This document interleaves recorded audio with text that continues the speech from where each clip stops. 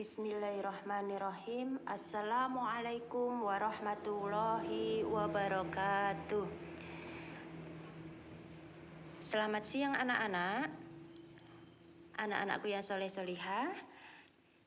Kali ini kita akan membahas materi tematik pada subtematika, yaitu menyayangi tumbuhan.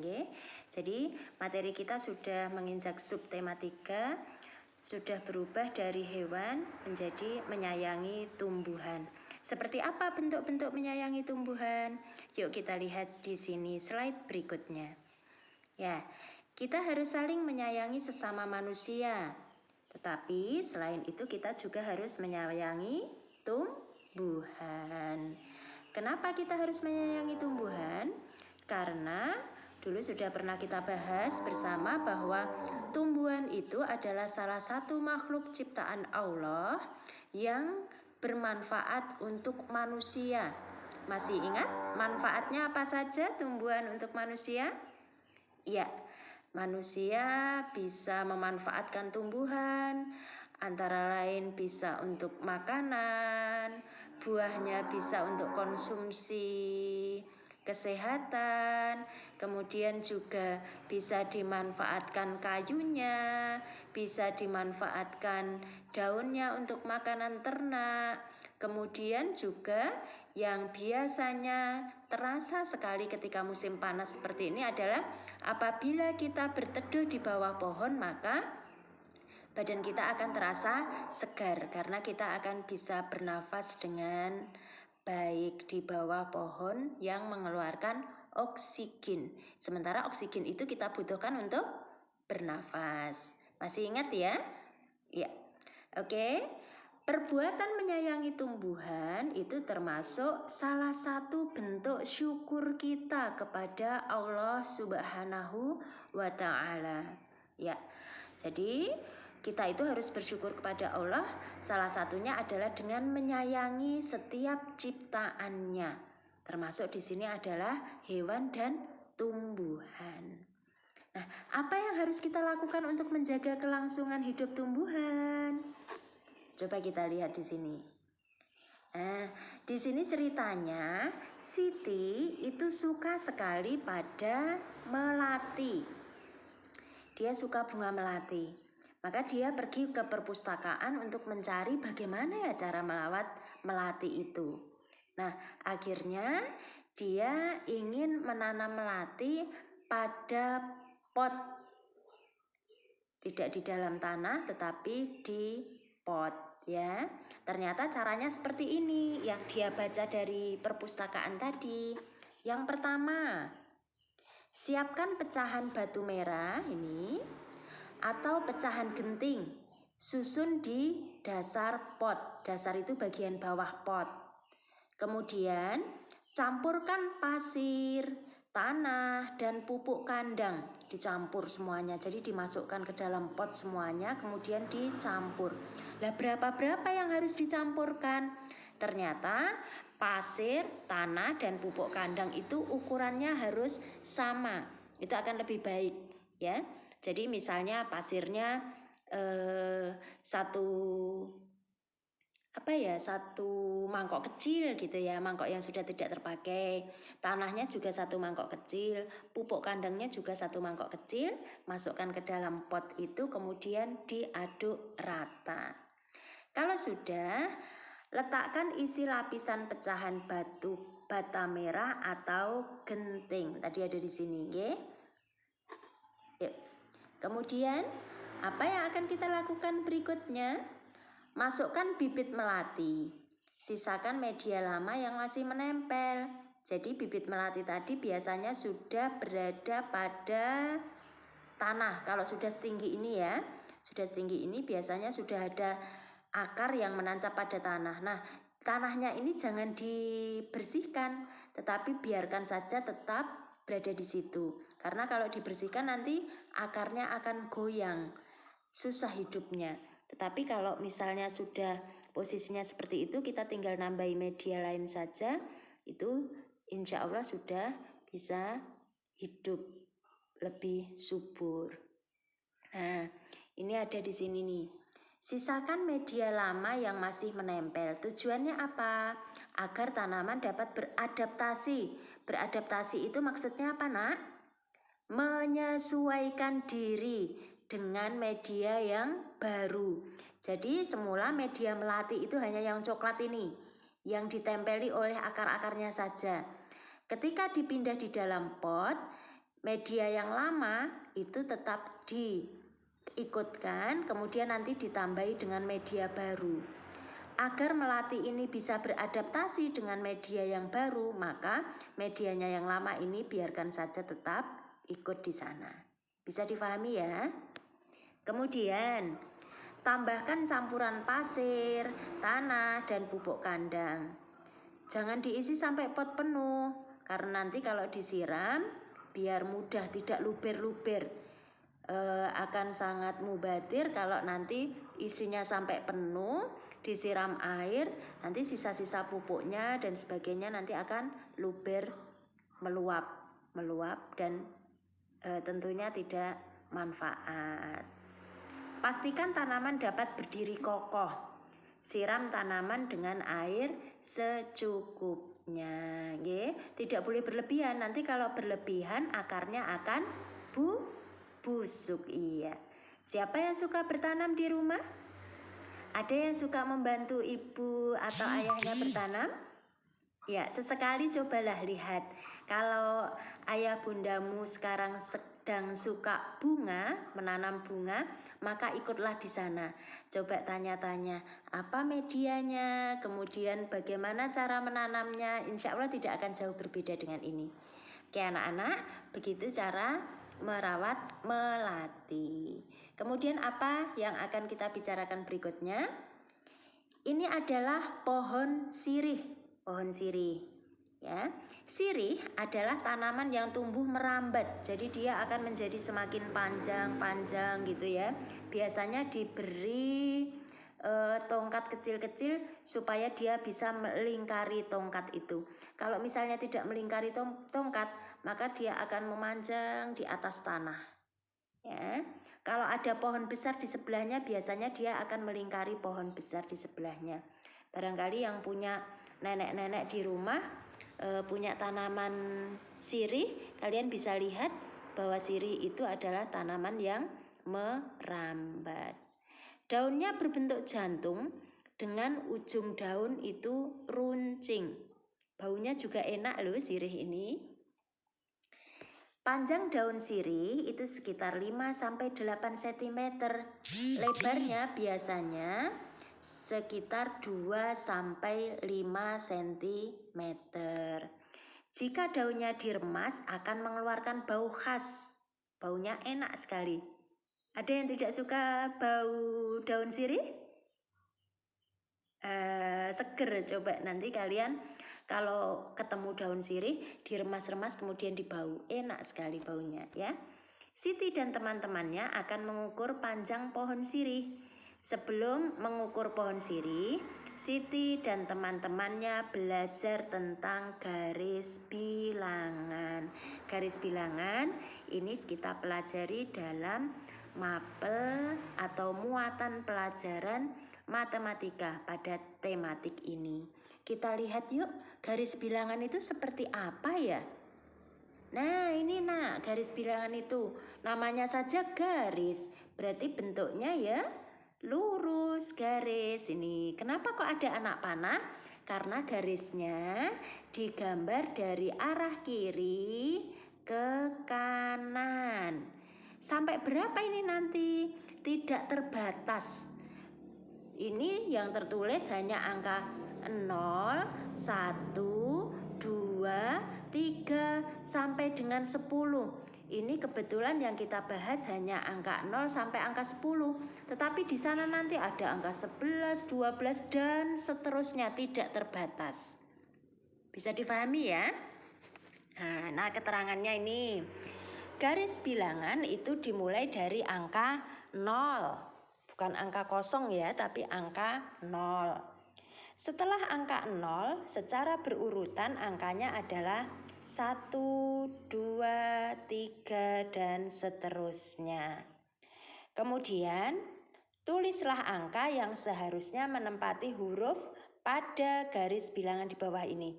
Jadi ini tadi keterangannya, keterangan tentang garis bilangan. Kemudian yang bawah ini sudah sebuah contoh soal. Ada garis bilangan, tapi angka-angkanya tidak lengkap. Ini ada angka 0, yang merah-merah ini angka. Kemudian ada huruf-huruf di sini.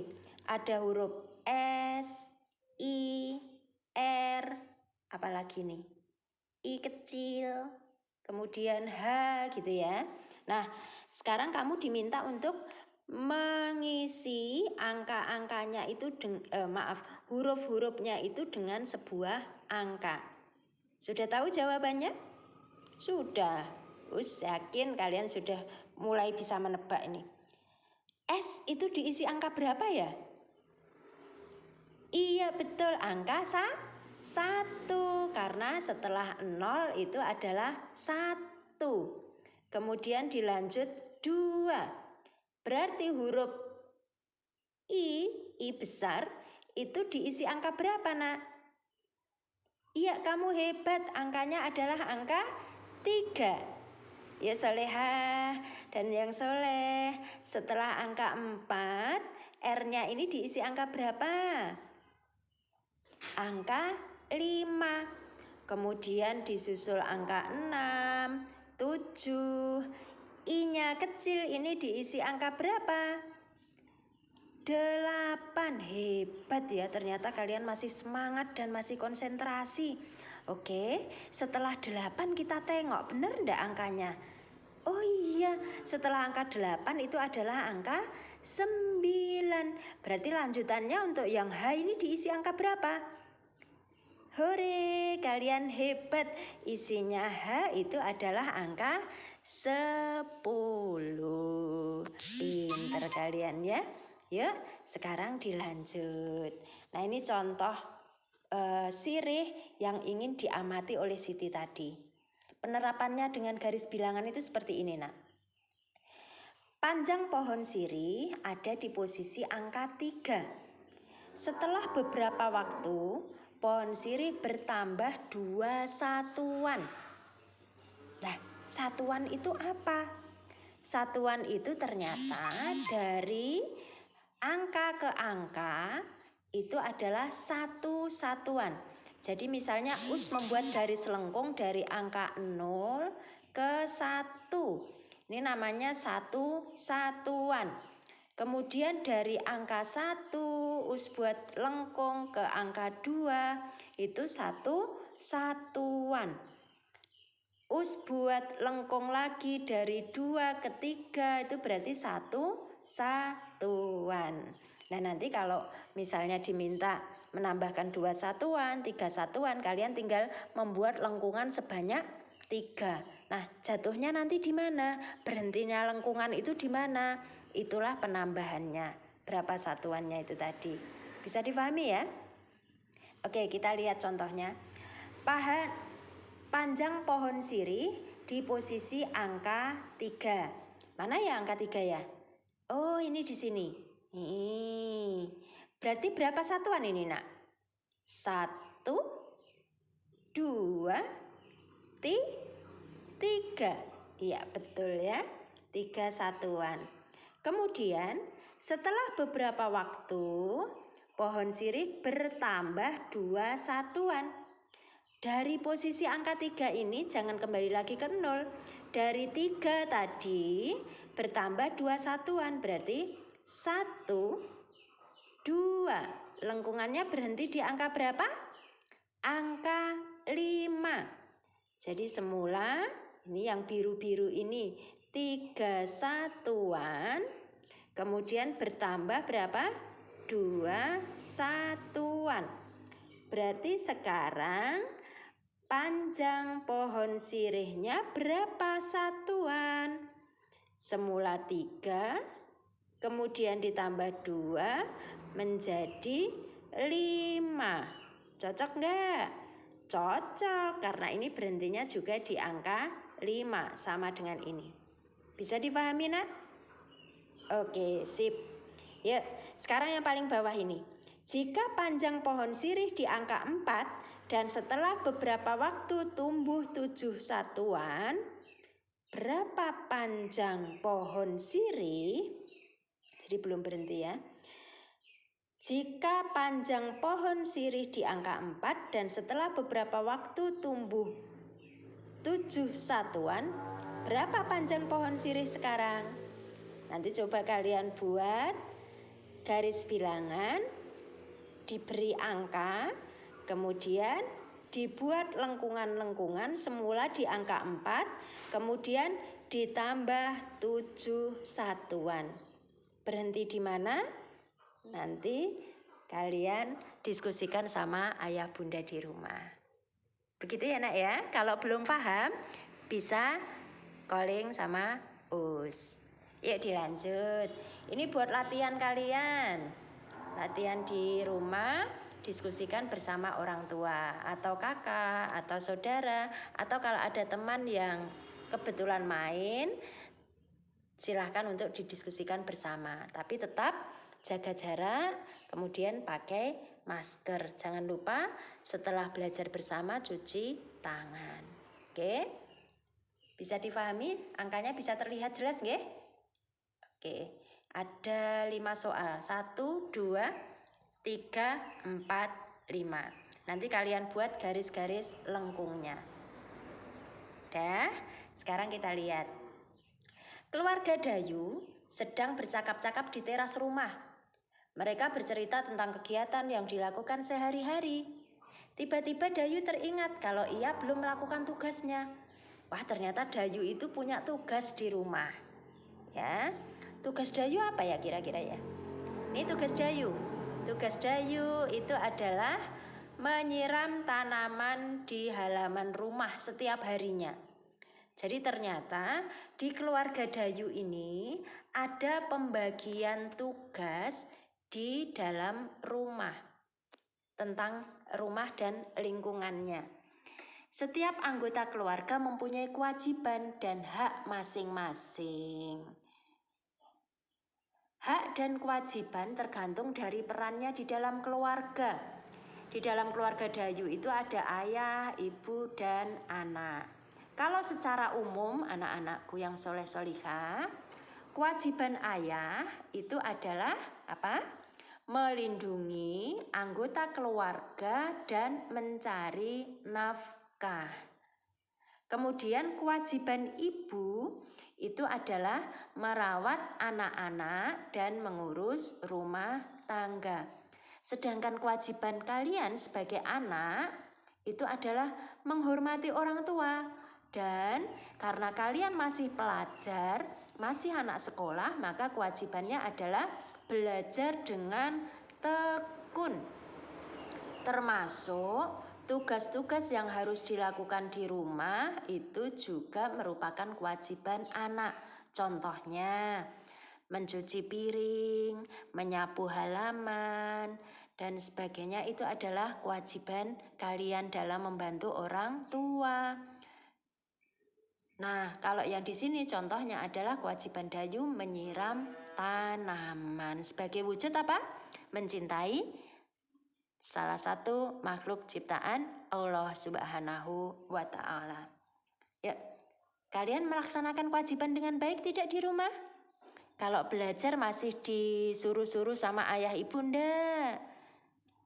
Oh tidak ya, kalian sudah besar, sudah tahu kewajibannya sendiri bahwa belajar, mengerjakan tugas, itu sudah harus mulai mandiri.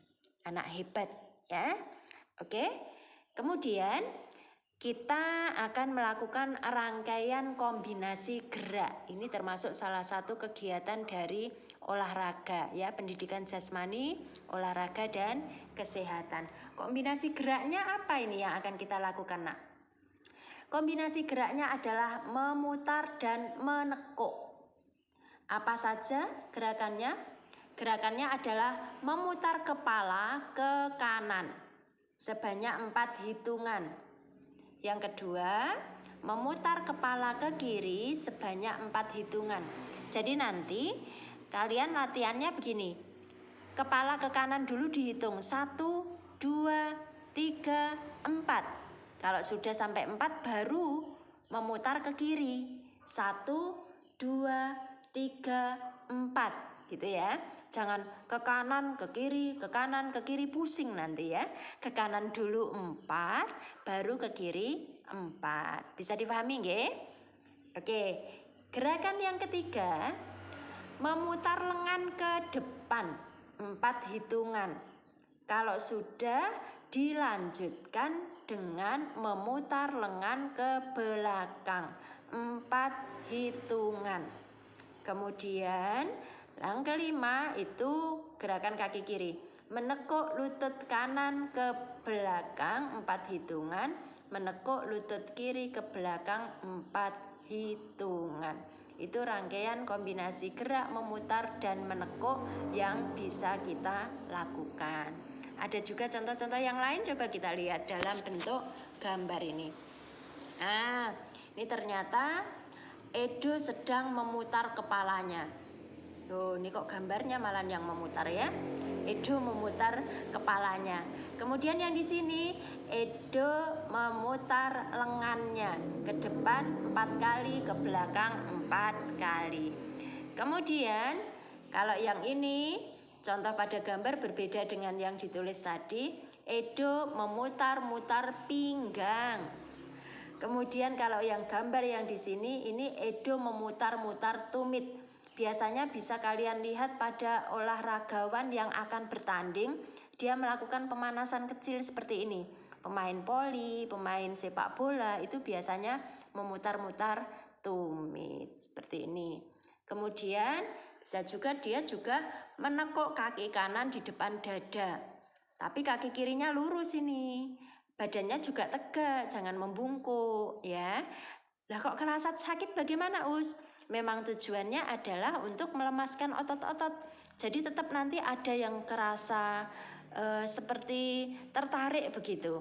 Apalagi kalau kalian yang jarang olahraga, biasanya ada yang agak sakit-sakit sedikit gitu. Makanya mencobanya harus sedikit-sedikit dulu, tidak langsung ya, biar tidak cedera atau luka.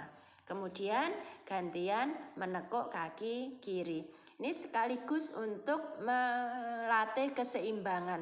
Kalau kita berdiri satu kaki itu kira-kira jatuh-jatuh enggak, seperti itu ya. Selain untuk melemaskan otot kaki yang sebelah kiri. Kemudian yang ini menekuk kaki kanan ke belakang. Kalau tadi ke depan, sekarang ke belakang. Disusul dengan kaki kiri yang diletakkan ke belakang. Seperti itu anak-anak, bisa difahami ya. Itu bisa kalian praktekkan di rumah. Pagi-pagi bangun tidur, sudah sholat dan sebagainya, udara sudah segar, bermain-main olahraga sama ayah bunda di rumah atau dengan kakaknya atau dengan temannya yang ada di situ. Lakukan gerakan-gerakan memutar dan menekuk anggota badan. Bisa difahami pelajaran kali ini anak-anak? Semoga kalian selalu diridhoi Allah, dirahmati Allah, sehingga apa yang kita pelajari bisa kalian pahami dengan baik dan bisa kita terapkan dalam kehidupan sehari-hari. Oke, cukup sekian dari Ustazah. Wabillahi taufik wal hidayah, waridha wa inayah. Wassalamualaikum warahmatullahi wabarakatuh.